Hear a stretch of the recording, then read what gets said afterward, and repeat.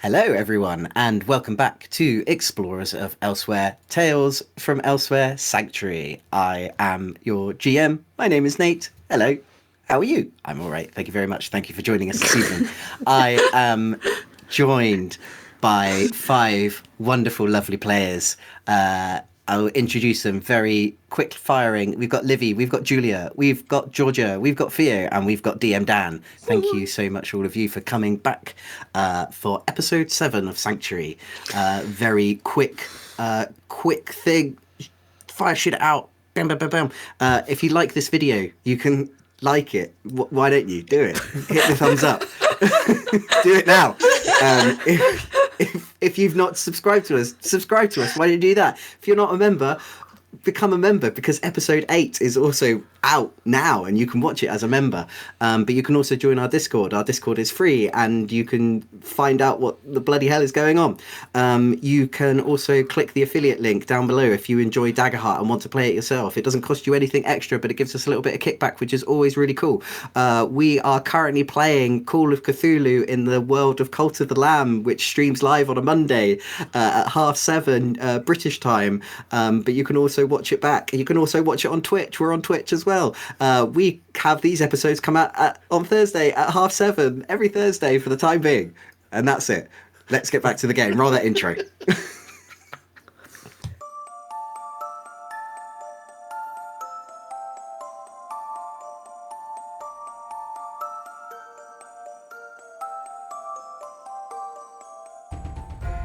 Hello, I'm Julia, and I play Lucretia, a Lorivar wizard. Hi, my name is Theo, and I'll be playing Pally, a Wolfkin Seraph. Hi, I'm Georgia, and I'll be playing Virgil, a Sangravar Ranger. Hi, my name is DM Dan, and I'm playing Mirden, a Wolfkin Guardian Druid. Hi, I'm Livy, and I'll be playing Bo, the Dragon Scent Warrior.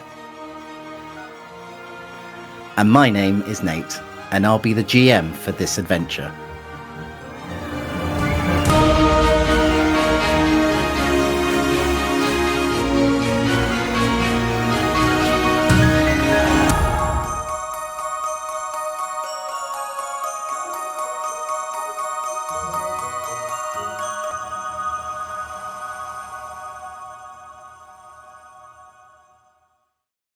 So, we left, the five of you, Murden probably feeling a little bit sheepish, as unfortunately a nasty dream turned into a bit of a nasty situation, bearish, turned into a bit of a nasty situation of giving Bo a bit of a shiner and a big hole in the wall of their bedroom. But everyone is... not in a good way, not in a sexy way, and the five of you have come down for breakfast in the Lazy Dog where you're currently staying at the moment, and you have just been having sort of like a deep talk with Kelvin, who has given you a little bit more information on how the world of Sanctuary was created. You know that originally he was a soldier who fought in a big battle that happened in the city of Soleimani before the eschaton happened, and while he doesn't know the reasons why it's looking like that it was the eschaton that saved... something happened during the eschaton that saved a good majority of citizens and soldiers, and including the youngest member of the Soleimani High House, who people have just been mentioning as the princess. And the princess is the one who has made Sanctuary. Just before you were supposed to find out a little bit more information, you heard this triumphant fanfare come from outside. And as you listen more, you can hear more sort of joyous calls, and people rushing past, like footsteps hitting cobbles as people rush past the inn outside. As Kelvin has said, it is the friendship ceremony. He gets up from his seat and he sort of dusts himself down and he looks at the five of you and he says, well, if you want to meet the princess, this is probably going to be the best time. It seems, and he sort of squints a bit, and it seems almost a coincidence that you lot are here the day before a friendship ceremony. They don't happen often, but here we are. Come on. And he pushes his sit in and sort of makes his way to the door. Anything we should know before we go out there? It's busy. It's a big thing. It's hard to explain. Come along. Stella, let's go. Hey, Daisy. So all of you are following Kelvin outside? Sure. So the five of you sort of wander outside, and even without any sort of hesitation as well, Rollo and BB and also Finway sort of follow out behind you as well. Finway sort of gives all of you a little wave as he sort of runs along with his parents. And as you make your way outside, you can now see the town of Sanctuary so much more brighter. You can see those brightly coloured tiles on the roofs, the higgledy-piggledy sort of layout of the houses.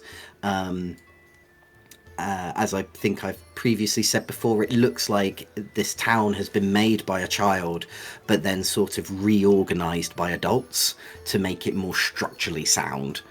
But it seems like a lot of people are rushing to in the same direction. And what you do notice is that there is a lot of sort of youngish children, probably around the same age as this princess you've been hearing of, as sort of 9, 10ish, 11, as they are chatting excitedly at one another, and it's just I'm gonna be picked, no, it's me, get out of my way, as sort of all these little children sort of push out and sort of try to beat one another in this direction that all these adults are also walking much more sensibly, but a little bit but faster than usual, as they make their way almost to this town centre in a way, this big space of cobblestone, of sort of like a dusty pink cobblestone place that has this nicely situated trees that sort of sit in the areas, making it a little bit more nicer to look at than just sort of blank cobblestone. The five of you are looking at the people who are sort of making this crowd around what appears to be nothing. It's just a space that sort of peers out into the forest, into sort of this big green and turquoise meadow, and then that sort of peers off into the forest. There's literally just the crowd is just looking out into nothing. It just looks out into meadows and forests.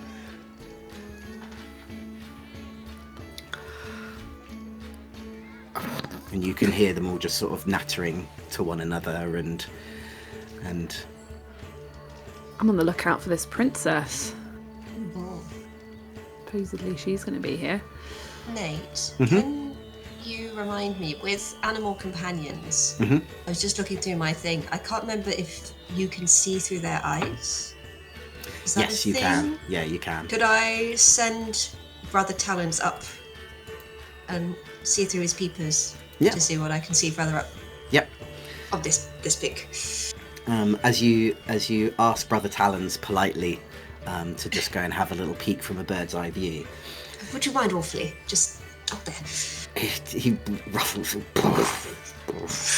as he sort of spreads his massive wings and flies up. you notice that like a lot of people who are around you are suddenly sort of taken aback by this massive bird just sort of flying up, but they're not like what the bloody hell is that, like scared. It's almost just like, oh, it's a bird. We're both so subtle. As this bird sort of flies up into the air, and Brother Talons looks down at the crowd. He can see sort of like a good, he would probably say like a good 400 people have sort of made like a fairly big crowd. He's good at maths. Yeah, he's good at counting. 1, 2, 3. It's a decent crowd. What he can definitely tell is that the children have arranged themselves at the front. They've sort of pushed their way through the crowd of adults, and the adults are sort of allowing them to go more at the front of the group. But he also can't see anything. He kind of flies off a little bit to sort of like this almost where the cobblestone hits the grass of this meadow, but there's nothing. It just hits this sort of like this very certain stop of the cobblestone and then just goes off into meadows, and he sort of swoops around a bit and then sort of comes down towards you, but there's nothing really on towards that you can see.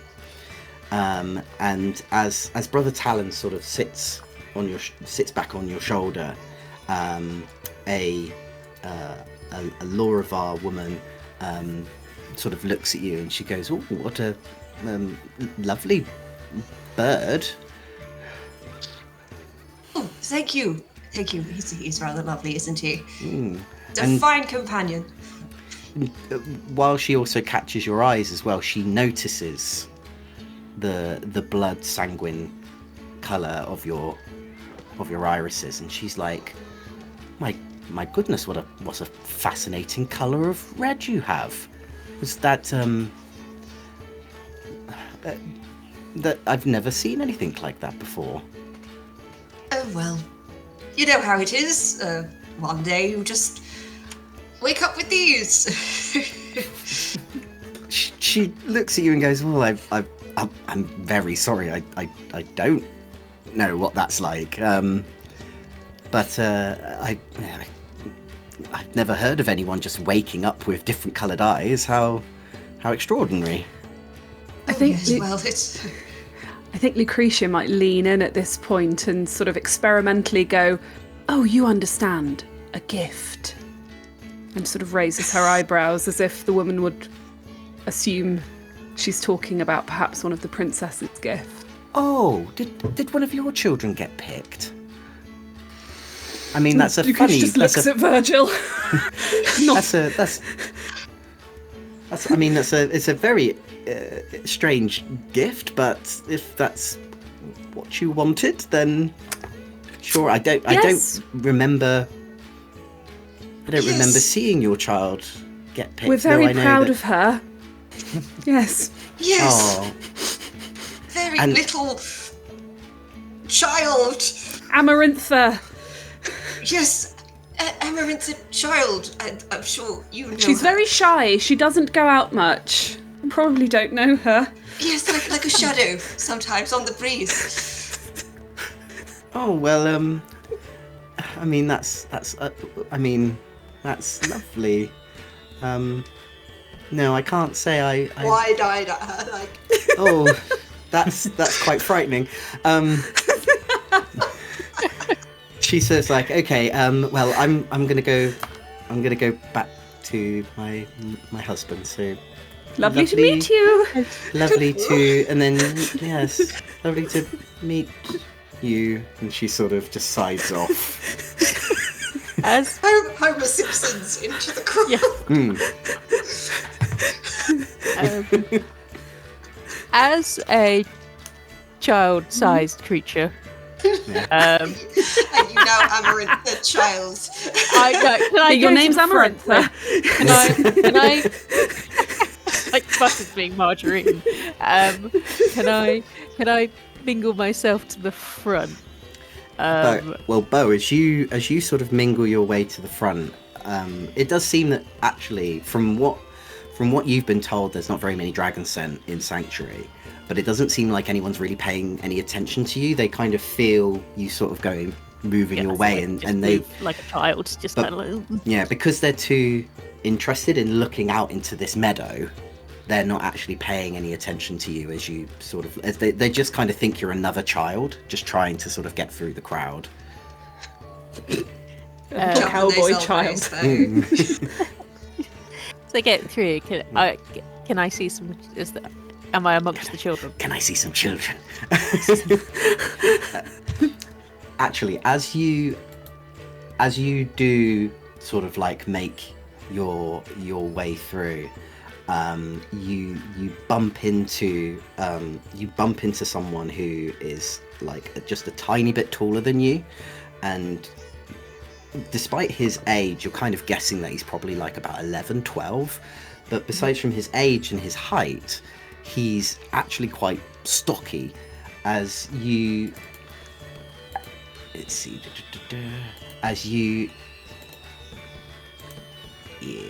bump into this small little wolfkin boy, who kind of then raises his fists, and he's just like, don't you dare! I'm here first. Fight the child. Fight the child. Well, Stan, you're not the first child I've killed in the last 2 days. He just like, he looks at you and said like, and he looks up and down at you, just like, who are you calling a child? I'm 12. Well, are you now? You're a strapping young lad. What are you fighting for? I'm gonna be picked by the princess this time round. You watch it. Picked for what? Picked to be her friend. Picked to go live in the castle. Why does she need to pick people? Why can't you just do it on your own merit? Well, no, because she's... You stupid or something? Oh wow, this child's getting shot. He's had a bad Not day. anyone can be her friend, you know.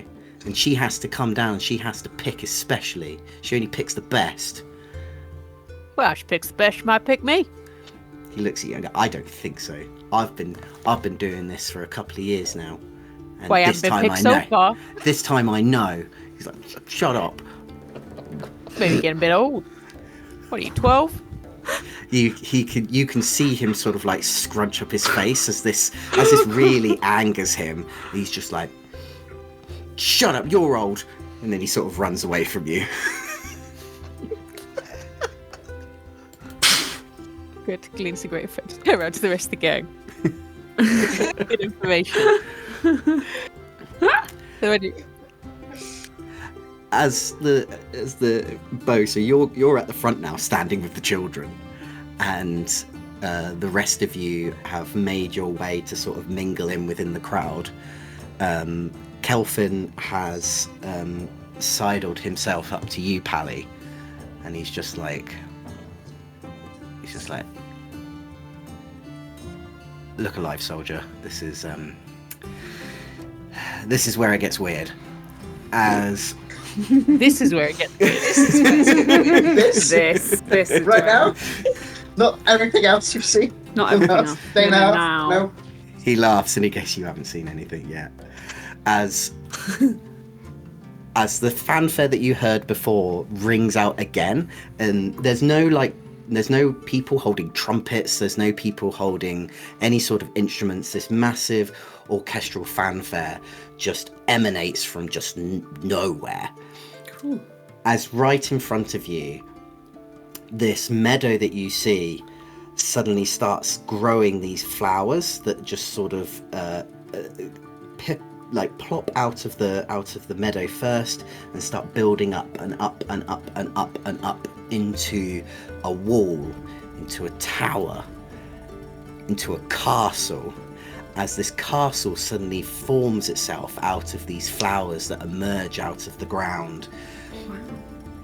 And then they go as these petals dissipate into the air away, and you see this gaudy, bright pink with blue tiles, massive castle just appear in this space where literally nothing was just a moment ago. Wow. The fanfare continues, and you can hear people cheering and whooping. They're very excited, as they've obviously seen this before, but they love to see it every time. And the kids are just like, yeah, and they're clapping and they're very, very excited.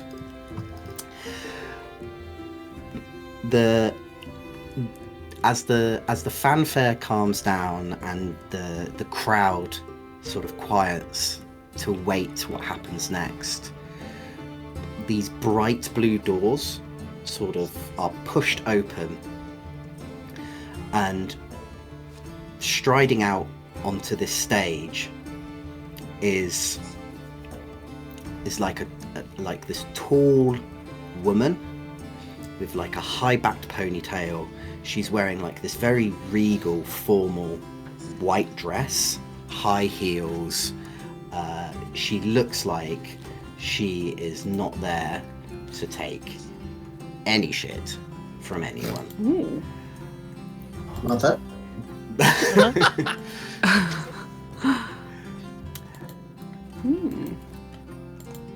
As you all look at her like fairly confusingly, because she is something like, she looks like a sprite, like an Aquan sprite, but she is 5'10". You have never seen a sprite like the size of like a Lorivar, like the height of a Lorivar, but she looks like an Aquan sprite.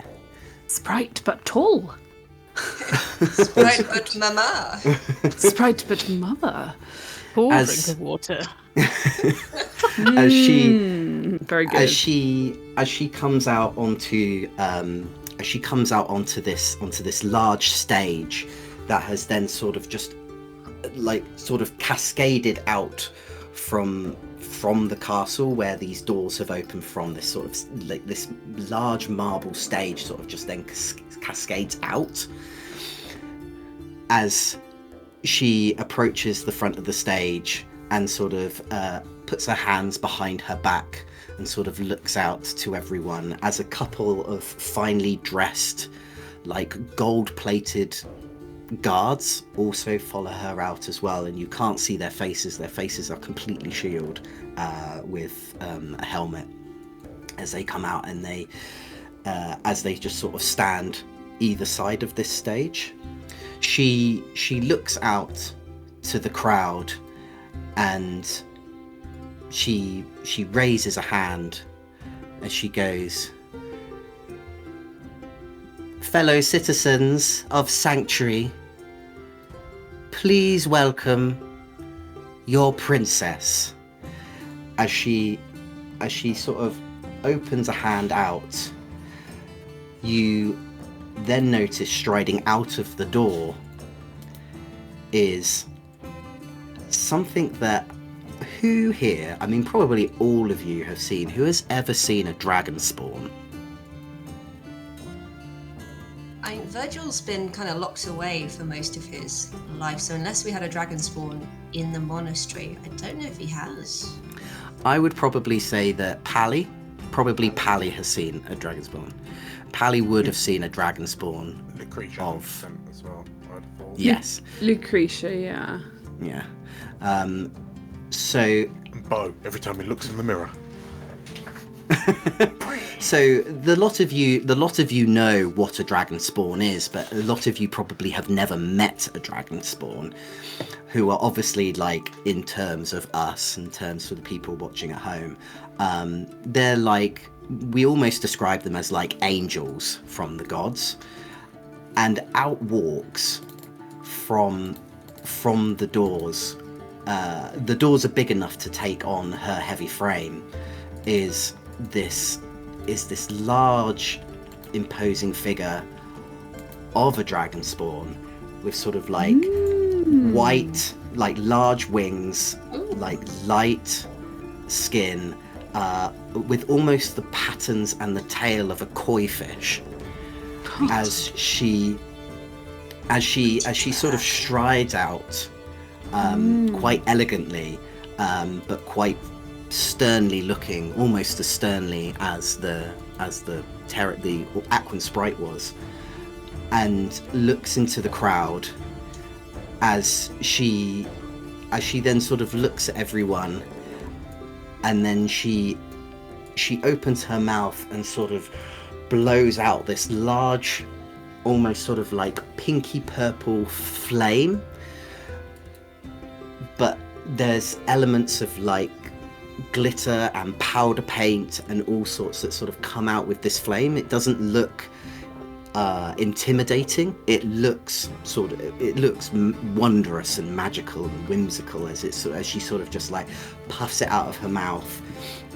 And where originally there was sort of like this little pedestal that was just in the middle of this stage, empty, as the fire and the smoke, this purple pinky smoke, sort of disappears, in a large sort of like golden throne sits like a small Asavar girl with a large golden crown on her head that sort of sits on her big billowing curls, in a big frumpy pink dress, and she sits there and she is in a proper pout. And she sits on this throne and she's just like, oh no. Valid. and She's never done anything wrong in her life. and she kind of like, she doesn't want to engage with, she looks like she's not engaging with the crowd. She's just literally just kind of like just sitting there, like someone has, like she has been told that she has to go there or she's not having dessert, and she is having a proper little quiet Mardi to herself. Everyone just sort of claps and cheers. Like, this is nothing out of the usual, but they absolutely love it. As this small Asavar girl is just sort of sitting on this throne. She can't even reach her feet onto the bottom. They are literally like, she's just got her feet sort of dangling over the throne. And the Aquan sprite, she says, before we commence with the friendship ceremony, we have some very exciting news. Our artificer Lainey has been working hard, and she has provided us with new ways of protecting Sanctuary.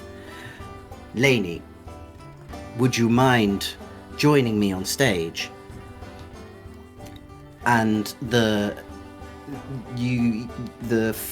everyone sort of like is looking around, trying to sort of like grab a little peek, as a woman in a Loravar woman in a wheelchair sort of comes out from the crowd,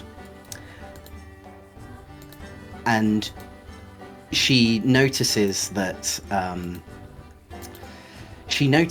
there isn't any slopes to get her up to the stage. There's only stairs, and she's just like, ugh. And she taps something on her arm of her wheelchair until sort of like her wheelchair sort of almost the wheels kind of go like boop like that, and they start to hover, and they hover her up onto the stage. As she plants herself back down, the wheels go like that, and she just sort of looks at the tall Aquan sprite, and she's saying, Lady Rondonisa, thank you. Thank you, everyone. I've been working on some new officers to go out into the forest and hopefully protect us from the shadow swords, but not only to protect us, but to finally vanquish them, so then we can start spreading out more into the forest, expand our farmland, expand our our settlement and hopefully then make more room for us. Of course, it will require the princess's intervention, so I really hope that whoever is chosen as in the friendship ceremony today, that one of your wishes from the family will be to ignite these new automatons with mana, so that they can live and they can head out, and that they can protect us. And she brings up this little dial that she's got in her hand, this little sort of like item that she has, this little sort of control pad, and she sort of turns some dials on it, and out of the doors then sort of open again, and out of the doors on these sort of like wheelie little carts come two different sizes of automaton robots that you've now kind of gotten used to. They don't look like anything like Explorer, and they don't look anything like Officer that you have originally met. They look far much more different. One of the smaller of the robots that come out, let me get the artwork up, lots of artwork now, get ready folks. So the first of the robots that get wheeled out are these tiny little drones. They're almost like a more advanced versions of Explorer, but this time they have little arms that can sort of do things. They look a little bit more robust. They have these sort of like little treadmills that sort of like propel them along, but obviously with them not being activated at the moment, they just come out on these wheelied little carts.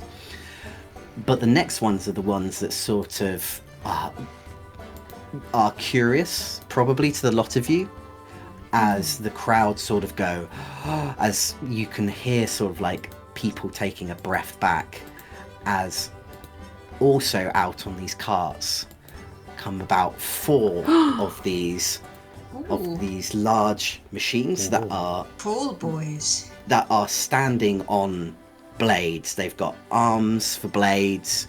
They're holding like onto this massive spear that comes out, and Lainey says, as you can see, I've taken I might have taken some inspiration from our enemies, but you know, fight fire with fire, as they say. And I really hope that this will please the princess, in hoping that we can protect Sanctuary even more than we already do.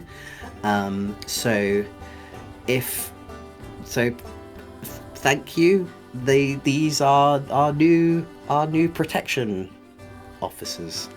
And it's obvious that she's not very keen on making like speeches.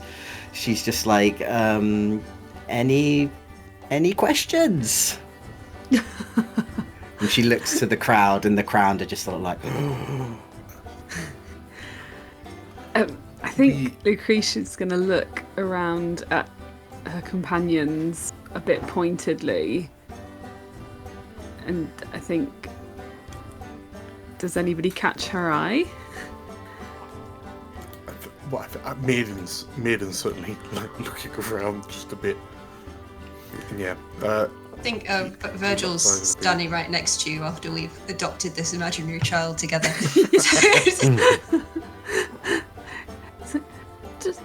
Do those look familiar to anybody? Maiden growls affirmatively.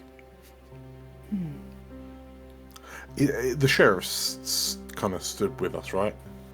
yeah, Kelvin is there. He's sort of just clapping politely. Maiden's going to lead into Kelvin and, like in his ear, do you regularly get these new golems? No, these are new. These are something that Lainey's been working on for quite a while now. They're meant to protect us. Well, she wants to completely annihilate the shadow swords that hang around outside.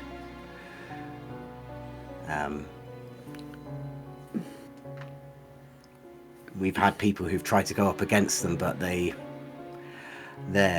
not the easiest. Some have barely got out alive.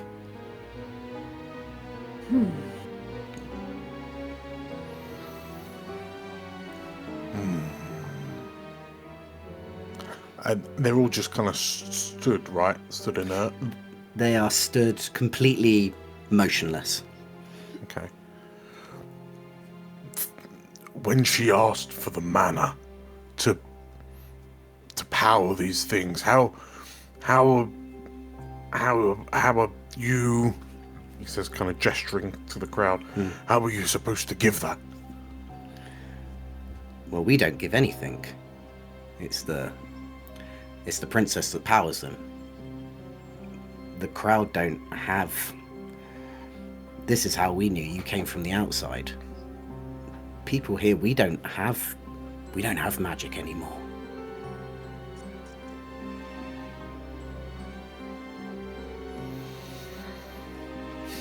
I guess that was something I should have told you earlier as well. And he laughs. I had my suspicions when I lit the fire last night. I'm talking to him, but I'm not looking at him anymore. I'm just sort of like slowly turning my head to look at Lucretia, who I'm guessing is in earshot.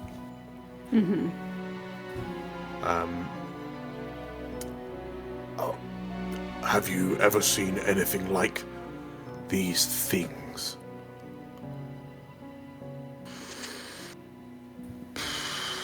I guess the closest thing Lucretia might know about is things like, well, Tavarian from Elysia, who is a soul living in a big metal body casing, like mech suit thing, but she says, well, yes, but they were powered by living souls. I don't... would she have seen actual sort of automatons like Lainey's making, Nate? Not of this advancement. There would be some sort of maybe some sort of automatons that are run by some sort of magical power in elsewhere, but they would not run like Explorer does. They wouldn't run like Officer does. Okay. Yes, not like this. Murden. No. That is a cause for some concern, I think. There's a little hand that comes up from the crowd as a Terran sprite sort of raises their hand, and Lainey goes, "Oh yes, you down there." And he says, "How do we know that they're not going to hurt us? How are they going to tell the difference?" And Lainey goes, brilliant question. Well, we have made sure that when these are activated, the part of the wish is that it doesn't hurt anyone who lives in Sanctuary. That is the point. So anyone outside of Sanctuary, they're the ones who get it.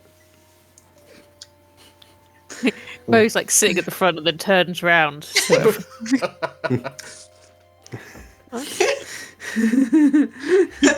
Oh no! Pally leading like in his head, just slowly taking this in, and going. So that's not good for us then, at all. Brother Talon's How moves. quickly can they get a postcode? How quickly can they sign up? How quickly? Yeah. Can we What's rent a illegal place? bureaucracy? Can we apply rent- for citizenship of Sanctuary? quickly? What about squatters' rights? Green card. I'll marry. Who can I marry? We've already trashed our accommodation. Oh gosh. As the five of you, sorry, Thea, were you? No, I just went no. Like, oh no. Oh no. Oh no. Oh no. Yeah, as the five of you, well, the four of you, Bo is right at the front, are having this sort of conversation. You may not hear that. You sort of see this Terran, this Aquan sprite, this tall Aquan sprite, sort of lean in and sort of try and talk to the princess. And is trying to sort of say this stuff. Is trying to kind of just like, and you can see the little girl just get angrier and angrier, and she kind of goes like, I don't want to. And you can just hear the Lady Sprite kind of just trying to be firm but nice. And this little girl at the top of her lungs just screams and goes like, I don't want to! As you feel this immense, you can't see anything, but you feel this sort of immense amount of power of this invisible manner just wave right over the whole of the crowd, into the castle, over these robots, as everyone is stunned and is just looking at the stage. As then the robots start creaking a little bit and start like looking at the sort of crowd, the little robots sort of like jump off they start jumping off the carts that brought them on and start jumping off this stage and onto the ground as they are scouting the area. And the Consoin. and the Retreat. and Lainey's sort of like looking at them, kind of going like, okay, everyone, don't panic. Like it looks like they're alive now, but they won't hurt anyone here. As these four robots who like either side of the stage sort of immediately just all zone into the five of you. Oh no. Oh no. Intruders spotted. And Dan, if you'll swap to the map. Yeah, we're here. There we Very are. friendly. Oh no. Oh no. There's four of those bladey boys. Oh no. Oh, and there's so many little men. There's many little So ones. many little men. Right. Above board, let me see if I can get you all back into combat, because now we're going to have a fight. No, not in combat, Nathan. We were enjoying the ceremony so much. We've been Nate. so what are you quiet and doing? good. You're And we are in- technically renting a room, so We really are. we haven't done anything wrong. We're not Having- shadows. You're having a fight.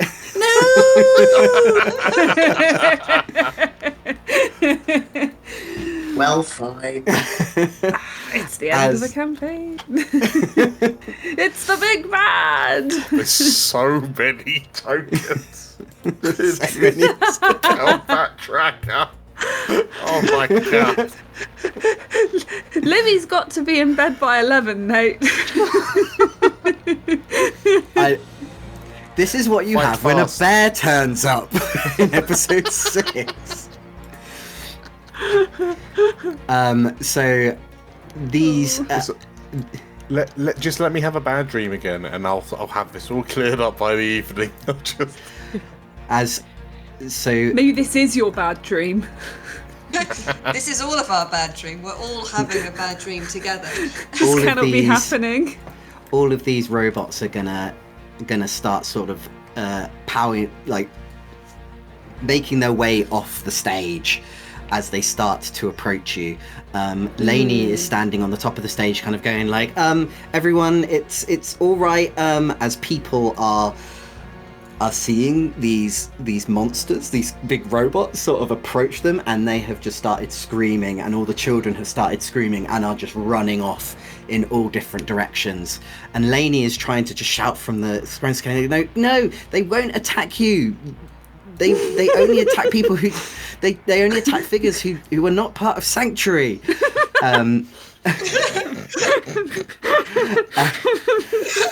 As the dragon scent and the Aquan sprite sort of gather in front of the princess to sort of protect her, as they watch on, as they notice the five of you, and pretty much just stand there and watch.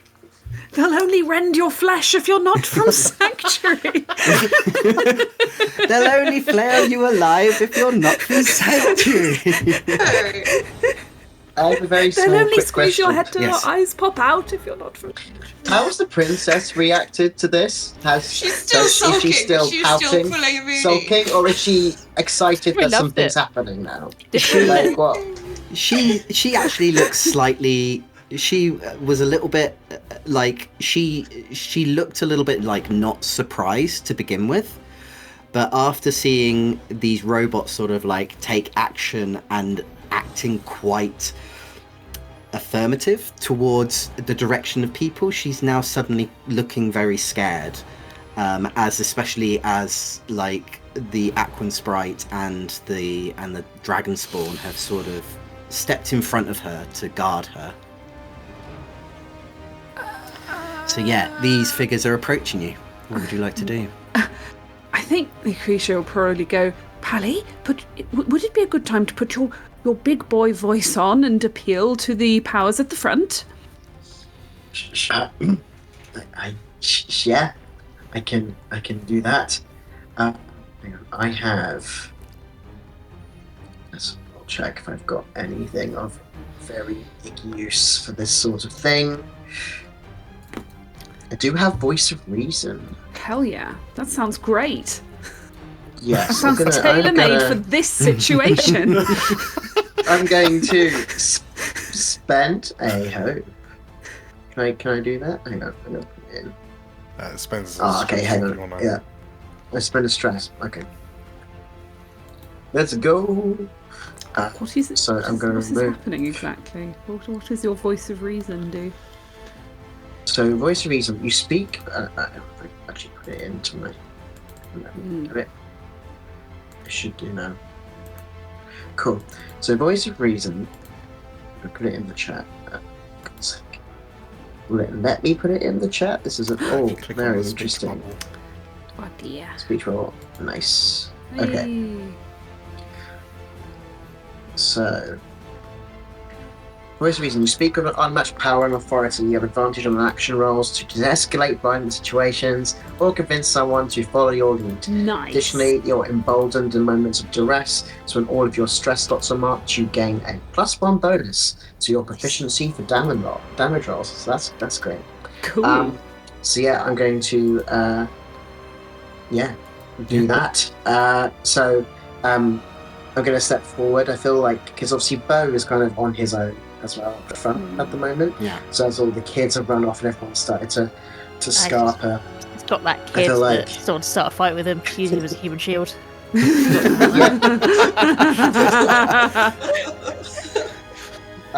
feel like Pally will try to summon the same courage he had facing a damn bear in the face only a few hours ago.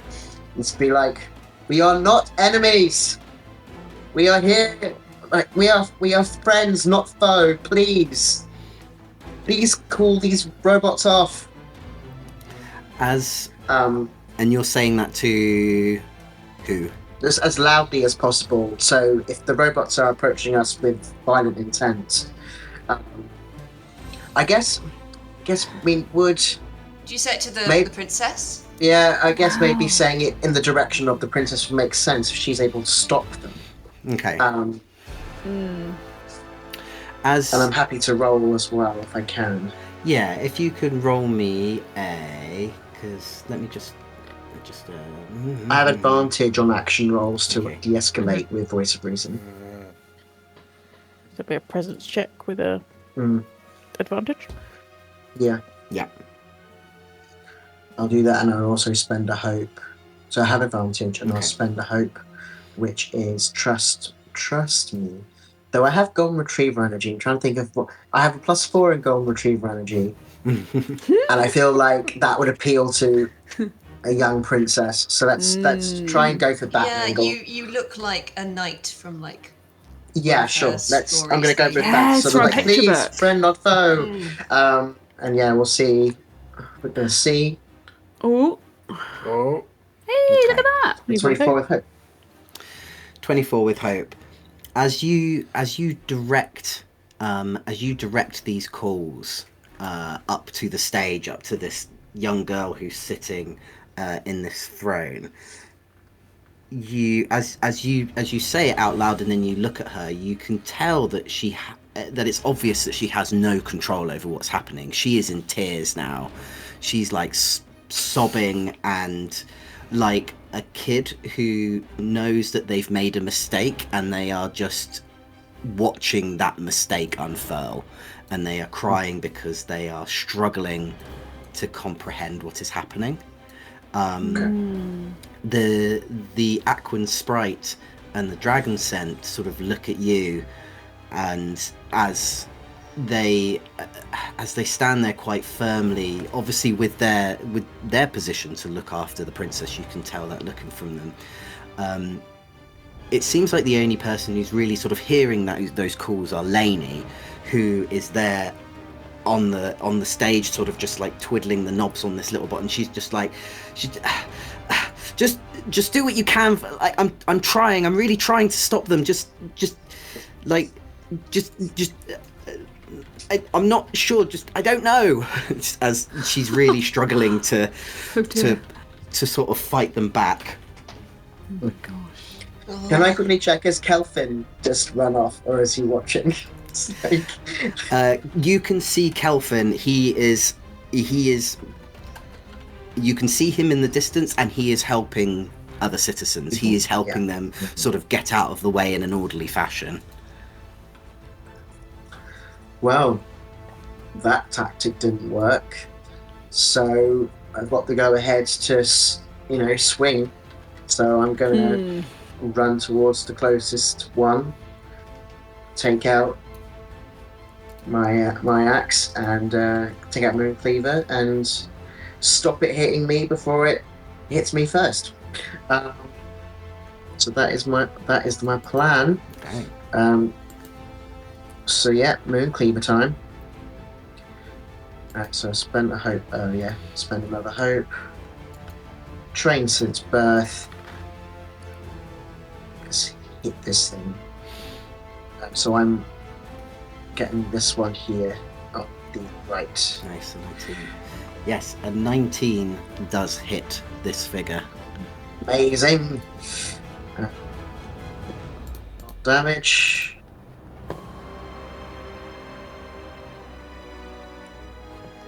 $19. 19. With a 19, that is minor damage. Oh, Don't like that, but okay. It's still been hit. really, really don't like that. With are you in close range, melee range? Close, but no, I'm in melee now. You're in melee range. With you being in melee range, and you bring Mooncleaver down onto this mech, it immediately sort of like extends like these spikes that come out of its armor, which sort of grabs you on the side, and No. send that into the chat. Puppy boy. Thorny armor. So he can mark a stress, and he rolls 1d10 plus 5 damage into you, and he rolls a 13 in retaliation against you as a direct hit. Evasion. Yeah. My evasion's 11, so yeah, that hits. Well, that's his damage. That's- So The He'll damage. just hit you anyway. Okay. Okay. learning all about everything. That's great. It's been so long since I've done this. Right, okay, well, I'm going to spend an armor slot. No, it's in my minor, actually. Oh, yeah, I'm going to spend an armor. So that's all good. Thank you. Cool. I can see that I think Virgil was the next one who put his hand up first. So, Virgil. So I have Know Thy Enemy, which I can observe a creature, which I'm going to observe one of these, the untouched tall boys, and I can ask you either their unmarked hit points and stress, their difficulty and damage thresholds, their tactics and standard attack damage dice, or their features and experience. Okay. What do we think would be the most useful to know about these guys? And I can tell you with my special eyes. Damage thresholds? Damage thresholds? Yeah, that would Damage be good. thresholds. Yeah, do it. Cool. So I'll put that in the chat. Nice. Is that an instinct roll? Don't think there's anything I can use with that. 5 with hope. 5 with hope. Hell no. No. But I gotta hope, so... you look at these and go, oh, beefy boys. That's a big boy right there. Just a big boy. He's tough! He's Yeah, tall. He's tough. Yes, unfortunately, you cannot. You can gauge probably with a hope. I will say that gauging from Pally's attack. They're a bit tough. That they're pretty tough. They're pretty tough. They're a bit tough. They're a bit tough. They're pretty tough. Oh dear. Cool. Okay. In that case, can I send Brother Talons just to give a swipe? Of course you can. At the one that just attacked Paliar. Yeah. Because he's my good lead. And I will use the experience Death from Above. Mm-hmm.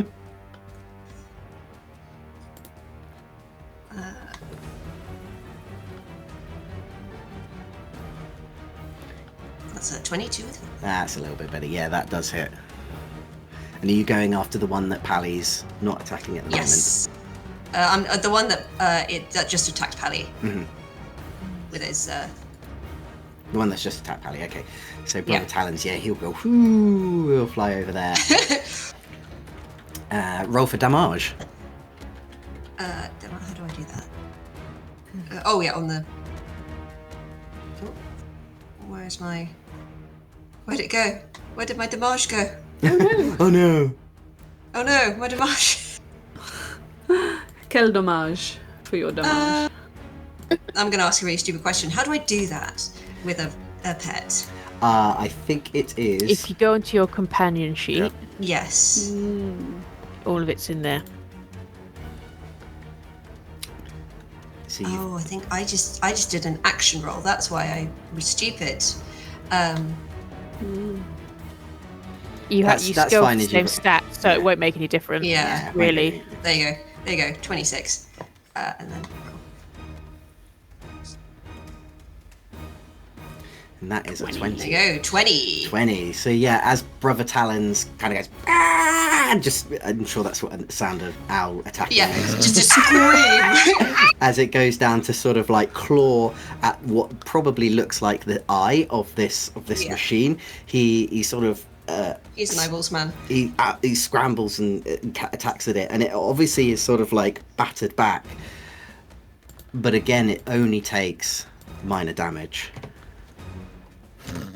Yikes.